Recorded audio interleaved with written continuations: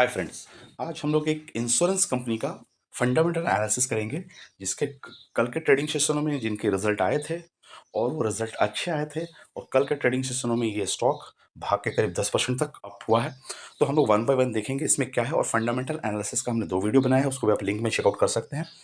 एक तो Q4 की अर्निंग नोवा बुपा का और दूसरा कि how to select insurance company.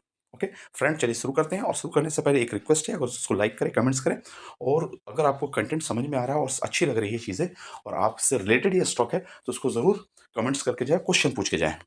चलिए फ्रेंड शुरू करते हैं।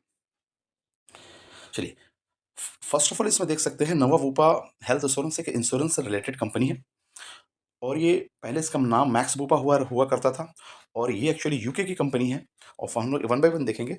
और ये यूके की कंपनी 1947 की है जो कि 2008 में इंडिया में आपके इंश्योरेंस कंपनी में इंश्योरेंस इंडस्ट्री में कदम रखा है इन्होंने। अभी स्टॉक की प्राइस 87 रुपया 3 पैसे की चल रही है जो कि 7% का बढ़ा हुआ दिख रहा है कल के क्लोजिंग सेशन में। मार्केट कैप 15,973 करोड़ का है और ये पी 78 की चल रही है जो कि पी रिजल्ट के पहले ये करीब 100 के ऊपर हुआ करती थी। तो पी में गिरावट देखने को मिला है जो कि इसकी अर्निंग अच्छी आई है।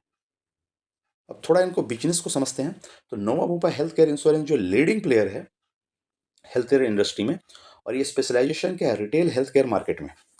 रिटेल हेल्थ केयर मार्केट में इस सर्विस प्रोवाइडिंग में इनकी स्पेशलाइजेशन कैटेगरी दिखती है। थोड़ा प्राइस प्राइस की हिस्ट्री एनालिसिस करें तो 100 रुपए के आसपास नोवा पर गई थी। ये दिसंबर आईपीओ जब आया था दिसंबर के समय में, दिसंबर 2024 में। अभी ये करीब 87 रुपीज़ की चल रही है। तो ये 87 की हाई जो फर्स्ट एक टाइम लगा चुकी है, सेकंड हाई को ये तोड़ने की कोशिश कर रही है। तो अभी के ट्रेडिंग सेशन में जो रिजल्ट का डिमांड कहता है और टेक्निकल एनालिसिस का एक व्यू कहता है, तो जो प्रीवियस टारगेट है इसको ये तोड़ने के बाद ये नेक्स्ट टारगेट इनका 100 रुपीज़ के आसपास देखने को मिल सकता है। क्वार्टरली रिजल्ट को भी समराइज करते चले तो इसमें देखिए कि मार्च 2024 का रिटर्न इसमें ऐड हो चुका है, 15,000 का सेल है और इसमें सेल्स में ईयर ऑन ईयर में देखिएगा 25% का ग्रोथ दिख रहा है और क्वार्टर टू क्वार्टर में 34% की ग्रोथ दिख रही है। ऑपरेटिंग प्रॉफिट आपका देख रहेंगे कि करीब करीब 3,000% से बढ़ा है और जबकि क्वार्टर टू क्वार्टर देखेंगे तो 143% 173% से बढ़ा है। नेट प्रॉफिट अगर हाथ में आने वाली देखा जाए तो 31% से ग्रो हुई है और वो क्वार्टर टू क्वार्टर देखेंगे तो नेट प्रॉफिट करीब करीब 1456 यानी 1400% से ग्रो होते हुआ दिख रहा है। अब इनके रेवेन्यू का ब्रेकअप देखा जाए तो इनकी रेवेन्यू कहाँ से आ रही है। 43% रेवेन्यू हेल्थ इंश्योरेंस के थ्रू आ रही है और 56% करीब आपका पर्सनल एक्सीडेंट से आ रही है। तो रेवेन्यू ब्रेकअप दो सोर्सों से आ रही है। तो अब इनका बिजनेस मॉडल देखेंगे, बिजनेस कैसा आ रहा है। इनका बिजनेस का डिस्ट्रीब्यूशन देखें, इंडिविजुअल एजेंट के थ्रू इनका इनका 30% बिजनेस चल रहा है। ब्रोकर्स के थ्रू करीब करीब 29% का बिजनेस चल रहा है। डायरेक्ट सेल कर रहे हैं 12%। अब बैंक्स के थ्रू बिजनेस जो आ रहा है 20% का आ रहा है। तो ये रेवेन्यू का पूरा पुट्टा है, यहाँ से इनका रेवेन्यू आ रहा है, उनका बिजनेस इस हिसाब से ग्रो कर रही है। अब इनका हेल्थ इंश्योरेंस में मार्केट शेयर कितना है तो देख सकते हैं 5.5% से ऊपर इनका मार्केट शेयर ये एक्वायर की हुई है। और करीब ग्रॉस डायरेक्ट प्रीमियम इनकम के हिसाब से इनकम जो आती है ग्रॉस डायरेक्ट प्रीमियम के थ्रू, इनमें इनका मार्केट शेयर करीब 2.2% का है। तो ये दोनों में थोड़ी सी डिफरेंस है। इसमें ग्रॉस डायरेक्ट प्रीमियम धीरे धीरे बढ़ने का अनुमान लगाया जा रहा है और इसलिए पिछले क्वार्टर से और इस क्वार्टर में इसमें बढ़ोतरी देखने को मिली है। जैसा हमने कहा इनके दो सेक्टर पे काम कर रही है, तो एक्सीडेंटल पर्सनल इंश्योरेंस और हेल्थ इंश्योरेंस। और हेल्थ इंश्योरेंस इनका लीडिंग है। तो रेवेन्यू देखिए कहाँ से आ रहा है। हेल्थ इंश्योरेंस से 97% रेवेन्यू आता हुआ दिख रहा है और पर्सनल एक्सीडेंट इंश्योरेंस से 2.2% का रेवेन्यू आता हुआ दिख रहा है। तो मेन लीडिंग है हेल्थ इंश्योरेंस इनका रेवेन्यू आना। इनका रेवेन्यू लोकेशन वाइज की बात करें तो पूरा पूरा रेवेन्यू इनका इंडिया से आ रहा है। इंडिया बेस्ड कंपनी, बाहर की कंपनी है, बट पूरा रेवेन्यू का लोकेशन इंडिया है। इंडियन इंश्योरेंस को प्रोवाइड करा रही है ये इंडियन सेक्टर को। अब इनका पेयर के साथ में कंपैरिजन देखेंगे। पेयर के साथ में कंपैरिजन क्या कहता है तो सबसे पहले नोवा बुपा है, स्टार हेल्थ अलायंस है, गो डिजिटल है, न्यू इंडिया है, जनरल इंश्योरेंस है, SSC Prudential, SSC Lombard and HDFC Insurance. अगर प्राइस के अकॉर्डिंग देख के देखे जाए, अगर सभी को भी सिलेक्शन में हमारे 10-12 इंश्योरेंस कंपनी में किनको सेलेक्ट 88 रुपीज़ की प्राइस लास्ट प्राइस चल रही है। तो प्राइस के पॉइंट ऑफ व्यू से सबसे लो प्राइस अभी नोवा बुपा का चल रहा है। अब देखी जाए कि प्राइस के अकॉर्डिंग पी क्या आ रही है, 70 का पी निकल के आ रहा है नोवा बुपा का। अगर ये देखेंगे सबसे हाईएस्ट पी किनकी है तो हाईएस्ट पी आप देख सकते हैं एचडीएफसी की आ रही है, 86 की पी आ रही है। तो वो यहाँ से 70 का पी है, तो 86 से हमारा पी है। अब आईसीआईसीआई पोटेंशियल से बात करें, लोम्बार्ड से, पोटेंशियल का पी आपका 72 का आ रहा है और लोम्बार्ड का पी 36 का आ रहा है। तो अब ये इन लोगों की टक्कर में इनकी पी आ गई, जो कि पहले पी ज़्यादा हुआ करता था। तो पी का कंपैरिजन देखिए तो टॉप कंपनियों की पी में है, इनको मार्केट का पी उस हिसाब से री रेटिंग होते देखने को मिला है। अब मार्केट कैप को कंपैरिजन करें कि 14,000 की मार्केट कैप है इनकी, 14,819 रुपए की। स्टार हेल्थ का देखिए 20,000 का मार्केट कैप है।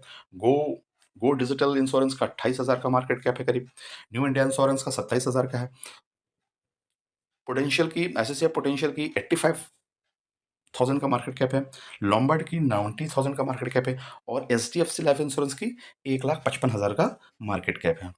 तो ये हेल्थ इंश्योरेंस में, इसलिए हेल्थ और इंश्योरेंस के थ्रू इससे कंपैरिजन किया जा रहा है। इसमें हम एलआईसी को कंपैरिजन में नहीं ले रहे हैं। जो market leading company health insurance provide कराने में है, उसके थ्रू कंपैरिजन कर रहे हैं। नेक्स्ट कंपैरिजन आप इसका देख सकते हैं, प्रमोटर होल्डिंग। प्रमोटर होल्डिंग नवाबूपा में कितना है?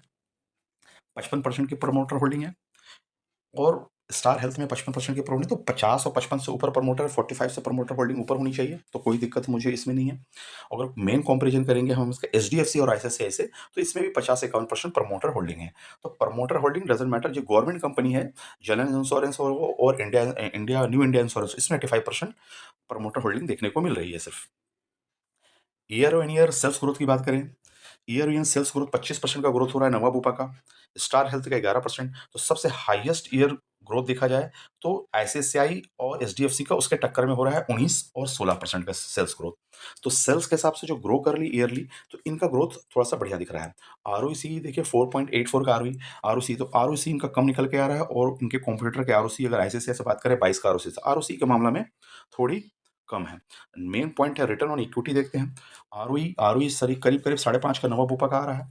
स्टार हेल्थ का 14 का है आरओई, इनका रिटर्न अच्छा है। अगर स्टार हेल्थ अगर देखा जाए तो सबसे अच्छा आरओई आपका आईसीआईसीआई लोम्बार्ड का आ रहा है, जो कि 17 का आरओई है और एचडीएफसी का वहीं 11 का आई है। तो आरओई रिटर्न निकाल के देने के मामले में आईसीआईसीआई लोम्बार्ड अच्छा कर रही है, पोटेंशियल से भी अच्छा कर रही है।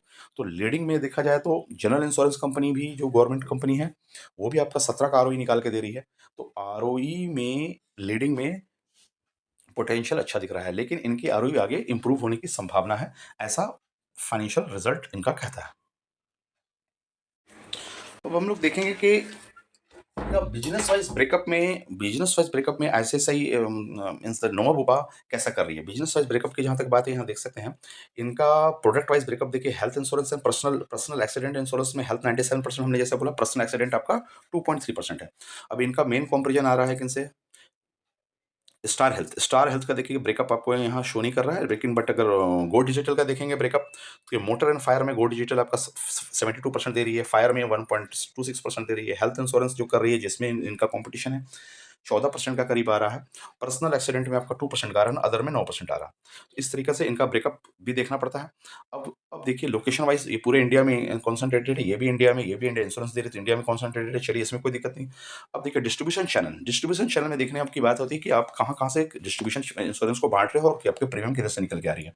इंडिविजुअल एजेंट के थ्रू देखिए 29%, करीब 30% मान सकते हैं। ब्रोकर के थ्रू ये करीब 29% दे रही है सर्विसेज, एंड बैंक के थ्रू करीब 20% दे रही है, एंड डायरेक्ट सेल 12% कर रही है। तो डायरेक्ट सेल इनका कम हो रहा है, बाकी बार अदर सिस्टम के थ्रू इनका सेल ज्यादा हो रहा है। तो यहाँ पे आपका मार्जिन इम्पैक्ट कर कर सकता है एज कंपेरिजन अदर। अब अदर का देखते हैं। ये पूरा ही इंडिविजुअल बांट रही है 82%। ये कंपनी कौन सी? ये ये स्टार हेल्थ का में आते हैं। स्टार हेल्थ क्या कर रही है? स्टार हेल्थ पूरी डायरेक्टली अपना इंडिविजुअल डिस्ट्रीब्यूशन सिस्टम है, करीब करीब 80% के आसपास, और अदर चैनल के थ्रू ये करीब 8% ही देने जा रही है। तो ठीक है, इनका 80% है, इनका इनके पास में अच्छा पकड़ है और अपना इंडिविजुअली ये प्रीमियम बांट रही है और ये इंश्योरेंस प्रोवाइड करा रही है। देन अगर हम देखें गो डिजिटल का, गो डिजिट जनरल इंश्योरेंस का इंश्योरेंस डिस्ट्रीब्यूशन पैटर्न क्या है? इनका एजेंट के थ्रू देखिए करीब 6% का आ रहा है, एंड कॉर्पोरेट के थ्रू 24% का आ रहा है डिस्ट्रीब्यूशन, एंड ब्रोकर के थ्रू आ रहा है करीब 70%। तो ये भी 70% ब्रोकर पे डिपेंड हो रही है इंश्योरेंस बांटने में। चलिए फ्रेंड्स, देखते हैं अगला पैरामीटर। तो फ्रेंड्स अब हम लोग देखेंगे सीधा इनका इंपॉर्टेंट फाइनेंशियल रेशियो। तो ऑपरेटिंग प्रॉफिट रेशियो देख सकते हैं कि अभी इनको रिवाइज होकर के मार्च 2025 में करीब 6% का ऑपरेटिंग प्रॉफिट रेशियो आ रहा है निकल करके। नेट अर्निंग रेशियो 12% का निकल करके आ रहा है। Gross direct premium growth rate 18% का प्रीमियम में ग्रोथ रेट आ रहा है, जो कि 5 से 6% का premium growth rate on an average होने से ठीक रहेगा हमारे लिए। Then then expense management of the net underwriting premium ratio, ये आपका 45 की आ रही है। यानी मैनेजमेंट रेशियो आपका 45 के आ रहा है, जो कि आपका 30 पैसे से कम होना चाहिए। यहाँ पे थोड़ी सी ज़्यादा देखने को मिल रही है management ratio. And under writing balance ratio 0.04 का निकल के आ रहा है। तो अब टोटल कम्बिनेशन रेशियो आपका कमीशनिंग रेशियो करीब कमीशनिंग के थ्रू जो जा रही है 17% का कमीशनिंग रेशियो निकल के आ रहा है, जो आप कमीशन प्रोवाइड करा रही है इनको, जो अदर पार्टी के थ्रू इनको इंश्योरेंस प्रोवाइड करा रही है, उसमें 17% का अमाउंट प्रीमियम के अकॉर्डिंग कंपेरिजन में जा रहा है। Liquidity asset and liquidity rate ratio करीब 0.25 का है। नेक्स्ट है claim paid to claim provision ratio, देख सकते हैं करीब 86 का निकल करके आ रहा है। Expenses of management to direct to gross direct premium, तो 36% का निकल करके आ रहा है। और ये फाइनल पॉइंट है कंबाइंड रेशियो देख सकते हैं करीब 92 का आ रहा है, जो कि इसके पिछले क्वार्टर में कंबाइंड रेशियो 102 के जा रहा था। तो कंबाइंड रेशियो आपका प्रीमियम प्रीमियम जो आ रही है उसके कंपेरिजन में दो अमाउंट को जोड़ते हैं, मैनेजमेंट का कॉस्ट जोड़ते हैं उसको सर्विस प्रोवाइड करने के लिए, देन आपका क्लेम को पेड करने के बाद जो बच रहा है, तो 92% के आसपास। तो ये 90 से ऑलवेज 100 से नीचे होनी चाहिए, तो उस हिसाब से ये प्रॉफिट में कंपनी देखने को मिलेगी। अभी आपको प्रॉफिट में देख लेगी, लास्ट क्वार्टर देखेंगे तो लॉस में देखने को मिलेगी। यही परसेंटेज आपको जो क्रिटिकल है, ये रेशियो आपका 100 के नीचे होना चाहिए ऑलवेज। नेक्स्ट नेट एनपीए देख सकते हैं। नेट एनपीए का डेटा नहीं है, ग्रॉस एनपीए रेशियो 0.66 का आ रहा है, तो चलिए ये बढ़िया है। और ये बुक वैल्यू अभी 16 रुपए की बुक वैल्यू चल रही है। तो इस तरीके से फाइनेंशियल रेशियो का भी हम लोगों ने एनालिसिस कर लिया है, फंडामेंटल के तौर पे बिजनेस को भी समझ लिया है। अब हम लोग इसके प्रमोटर होल्डिंग की तरफ नजर डालते हैं। तो जैसा कि प्रमोटर होल्डिंग की तरफ हम लोग आ गए हैं, और यहाँ देख सकते हैं प्रमोटर होल्डिंग में करीब करीब मार्च 2025 में 56% का स्टेक लेके बैठी है प्रमोटर। एफ आई इसने करीब 8.9 का लेके बैठा है, जो कि दिसंबर क्वार्टर से लेके मार्च क्वार्टर में इन्होंने स्टेक थोड़ा सा बढ़ाया है। और डीआईज क्या कर रही है, 9.8 का पहले था 9.7, और डीआईज ने उतने ही अमाउंट 10 बेसिस पॉइंट छोड़ा है इन्होंने।